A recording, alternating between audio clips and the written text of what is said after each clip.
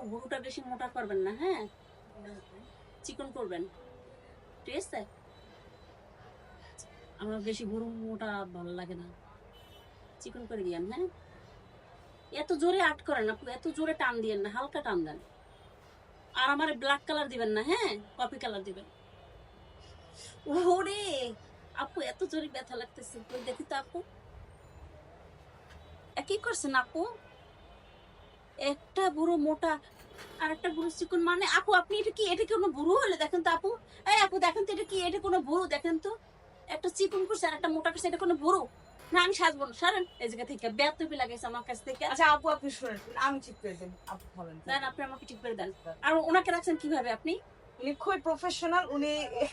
উনি প্রফেশনাল মানে উনি আমার গুরু এই করছে, উনি এত কিসের প্রফেশনাল? উনি উনি অনেক 10 বছরের অভিজ্ঞতা আছে এই আপু। 10 বছরের অভিজ্ঞতা? আপু আপনি একটু থামেন, একটু থামেন। আমি ওনাকে প্রথমেই বলছি যে গুরুটা চিকন করবেন আচ্ছা ঠিক আছে আর ব্ল্যাক করবেন না। আরে কফি আপু, কালার ও করবেন। প্রফেশনাল কিন্তু কানে কম শোনে। আপনি চিকন বলছেন, ও মোটা শুনছে। ও দেখছেন আপনি বুড়োটা কি ডাক। আচ্ছা হয়েছে তো। আর এটা কোনো বুড়োর আর আমার রেপুটেশন নষ্ট করতেছেন এখন। আপনার পার্লার রেপুটেশন, আপনি কাজ সুন্দর দিবেন না, আপনি ভালো বিউটিশিয়ান নেবেন না, তো এই এই ওনাকে বের করতে, আপনি যান, বেরেন বেরেন।